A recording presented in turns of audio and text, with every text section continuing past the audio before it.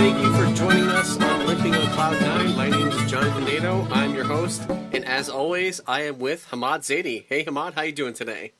I'm well, Jonathan. How are you? Fantastic. Everything's going well on my end. The last episode was awesome. I hope everyone enjoyed that episode. Oh, the Julian Lennon episode? Yeah, that was great. Yeah, I mean, I love him to death. He's one of my favorite people on the planet. But as we said in that episode, I have an affliction to music.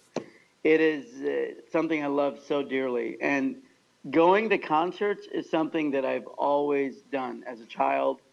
When I worked at the record store when I was 13 to 15 years old, that was before Ticketmaster existed. So each record store would get blocks of tickets. That's cool. Right?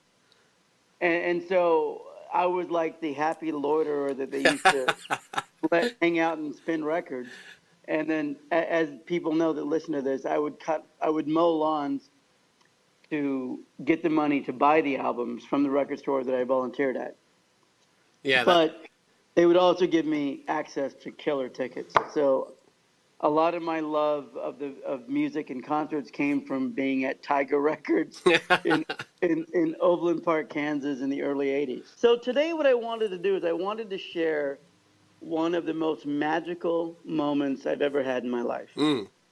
And I said in the swimming episode a few episodes back that there are about 5 moments in anyone's life that truly define who they are. And this is one of them. Awesome. Okay. Right? So let's start with today's discussion. Today's story is about me attending the Nebworth Festival. And just to let people know what it was, the Nebworth Festival occurred Saturday, June 30, 1990 in Nebworth, England, which was an hour or so outside of London in an enormous field. Right? For those of you who was it England's version of Woodstock? Yeah, it was. It was for the Silver Clef Awards, which is an award that England gives out to great musicians every year. But let me just share the lineup because it was pretty tremendous. It was Pink Floyd, Paul McCartney, Eric Clapton, Elton John, a Jimmy Page, Robert Plant, Led Zeppelin reunion. Oh, man. It was incredible. Phil Collins, Genesis, Tears for Fears, Cliff Richard and the Shadows, and Status Quo. Oh, my goodness. Right? It was 12 hours of amazement. But here's the best part. The concert wasn't even the most magical part of the story. Wow, okay. So let me start by saying I was on college radio at Rider College in New Jersey in the late 80s. It was WRRC. Back then it was 88.5 FM. I think they've moved up on the dial. I think they're 107.5 FM now.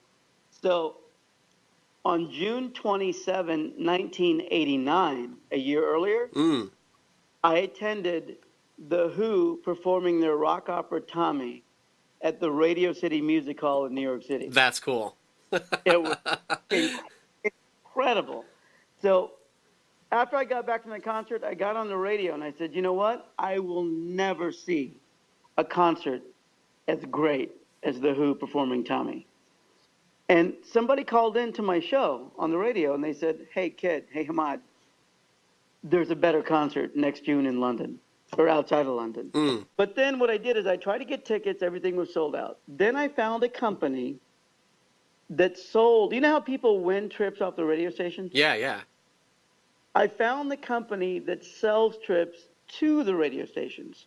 Oh, man. Right? Yeah. And I still remember this like it was yesterday. The company's name was RPMC, which stood for Radio Promotions and Media Consultants. And they were in New Jersey or New York.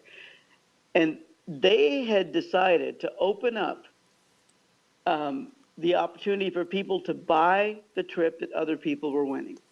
Okay. So here's the point. The trip was $2,000. So what I did is I called American Express and I said, so the most I've ever spent on your card is $170, right? What do I need to do to get you to approve a $2,000 charge, right? Yeah. And the lady's like, well, why? And I said, I really want to go to a concert. She thought about it, and I had to convince her. But then she goes, we do have a portion of Amex called Sign and Travel, which means you don't have to pay it within 30 days, like in most cases with American Express. Yeah, yeah. We can bill it as a travel charge, and you can make payments on it. No kidding. So I was in. But here's what happened. I go to London. I'm thrilled. It was a 9-day trip, an 8 or 9-day trip. I was just so blown away happy that I was going to be able to do this. So I get to London. As you can expect, most people that won the trip got to take a friend. Right. So most people were already paired up. So even the people that bought the trip, most people were paired up. There was only a handful of people that were single people that bought the trip. Does that make sense? Oh, yeah, totally, yeah. So when I got there, I was this 22-year-old kid, and I get to my room, and there's a man in my room. I knew I was going to have a roommate, right? But I didn't know who. Right. There's a man in my room, and I looked at him, and I said, hi, I'm Hamad. And he goes, hey, kid, I'm Gary. How old are you? And I said, I'm 22. And he goes, Hamad, I'm 45, and I have AIDS. Whew. Yeah, and I'm like, what was that? And he goes, yeah, you know the thing that you've been reading about? I have it, right? So Gary told me, and just to give you guys a reference, Magic Johnson didn't come out with having HIV until 91. Yeah, exactly. So this was really like taboo, if you will, to even come out and admit you have AIDS. Yeah, very much so. Yeah. So Gary told me he had AIDS, and he said, if this bothers you, you can request another roommate. And I said, no, man, it doesn't bother me at all. I'm totally fine with it. You didn't even have to tell me.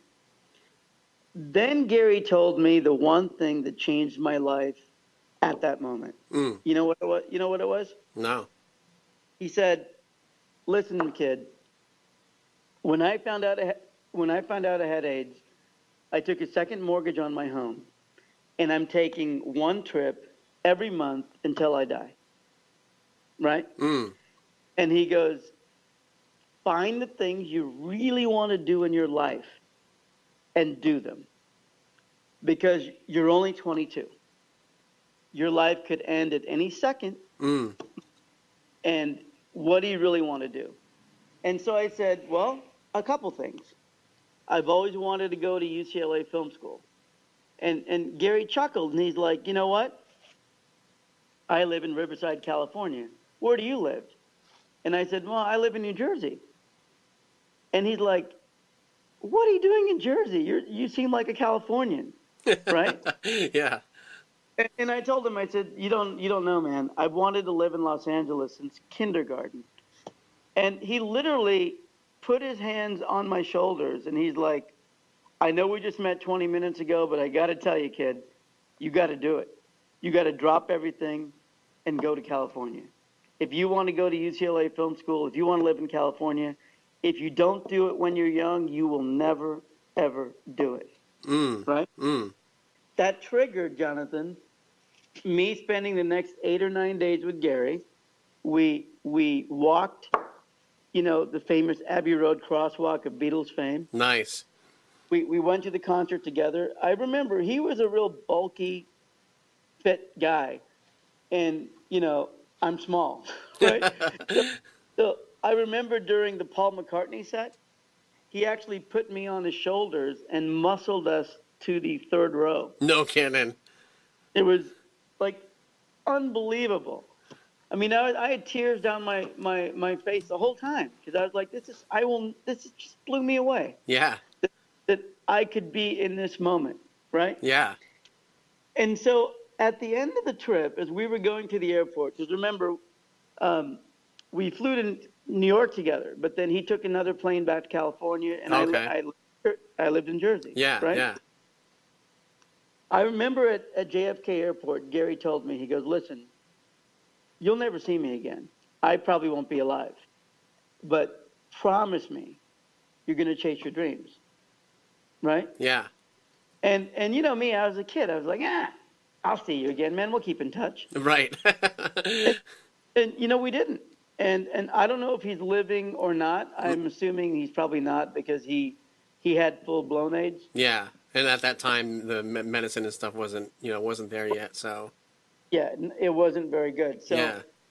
but I will share this. I went and told my dad and mom. I said, you know what?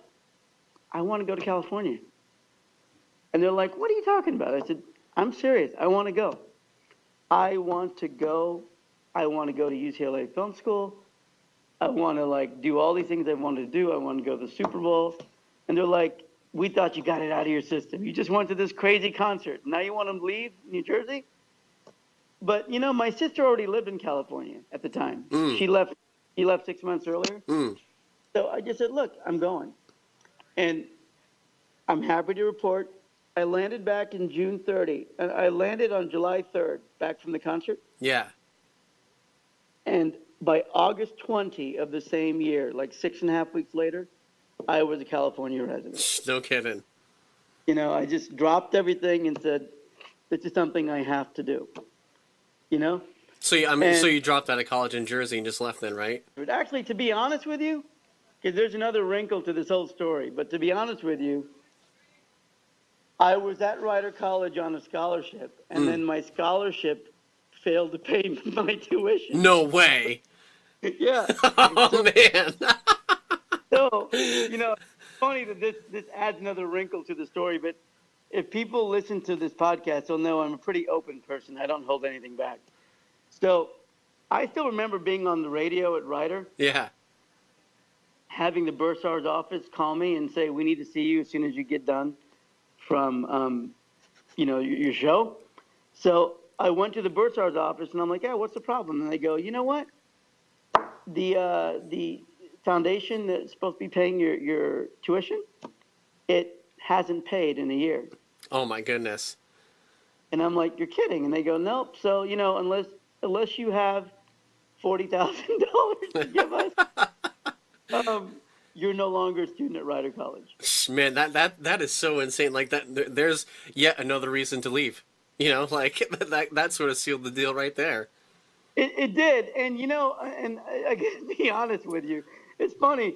As I'm sharing all this stuff, because I'll share everything about my life. As I'm sharing this stuff, people look at me like, God, that guy had a, you know, that guy's a bit of a loser there. 'Cause you know the only job I could get when I was no longer a student at Rider?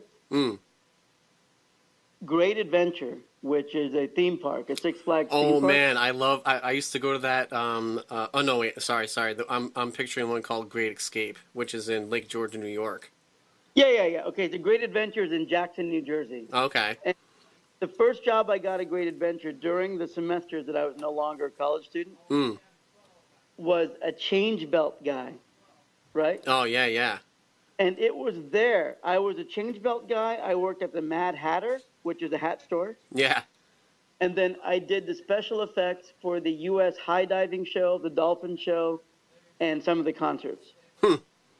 And it was that semester that I was no longer a student, right before I went to Nebworth, that I realized how important college was. 'Cause I was like, my God, being a college student is way better than doing this, right? And there's nothing wrong with those jobs. For those people that have those jobs, it was a great company. I had a great experience there. But for me, it just made me take my education more seriously. Yeah. So then when you made it over to California, how long was it until you made it into UCLA? Well, when I made it to California, I applied to Cal State Northridge, which is where I finished my undergraduate degree. Oh, okay. And then I went to UCLA for graduate school 3 years later. Awesome. You know, but I will wrap up this part of the story with one thing. One thing I always remembered about Gary is that he always said I'd remember June 30th, right? Yeah. Kept saying it. So, and that concert was June 30, 1990. So, what happened on June 30, 21 years later? 21 years later, 1990. 2021. I don't know. 2011 June. June 30, 2011, my twin daughters, Lena and Zoe, were born. Ha! No kidding. And when they were born on June 30, at the hospital, as I'm cutting their umbilical cords, as I'm, saying happy birthday to them and holding my daughters for the first time, Yeah. I'm thinking in my head, thank God they're healthy, and my God, Gary was right. Yeah. That's pretty awesome. It was really weird because I haven't even thought, again, like the Julian Lennon story prior, I hadn't thought of Gary in a long time. Yeah, yeah. Right? It was out of sight, out of mind. And then the two most precious things in my planet, Zoe and Lena, they were born on the day that Gary told me I'd never forget. Man, that is awesome. Yeah, it's funny how you can meet those like pivotal people in your life, and even though you only knew him for like those 8 or 9 days, like you said, he's one of those top 5 kind of situations in your life that really shaped and molded you into who you are. And it's funny how people like that probably never realized the impact they had. But I just wanted to share that story because I think it's one of those moments that really made me who I am. Yeah, no, I mean, just from hearing it now, I could totally see why. Like, that was kind of like the poke or prod, if you will. Like, I think you probably had that in you. It just took Gary to kind of pull it out of you. Yeah, I guess with that being said, we can wrap things up here, Hamad. So how can people get a hold of you? Well, they can email me at hamad@hamadzaidi.com. That's HAMMAD at HAMMADZAIDI.com. And if you're listening to this on iTunes, please, please, please, please, please, if you like it, give us a great review. We're just trying to get the word out and reach as many people as we can. Absolutely, yeah. And, again, everyone, thanks for listening and thanks for downloading. Like Hamad said, reviews would be great. I think, I have to double check, but I think Google Play, you can also leave reviews. I'm not 100% sure, but, if you listen to it on Google Play, leave a review there too. And, whatever you can do, tweet, Facebook, Google Plus, whatever it is you use, help spread, Limping on Cloud 9 podcast. We appreciate everyone listening and downloading and spreading the word. And go ahead. Yeah, absolutely. We really do. And, again, thanks for listening, everyone. Thanks for downloading. And we'll talk to you all next episode. See ya. Take care.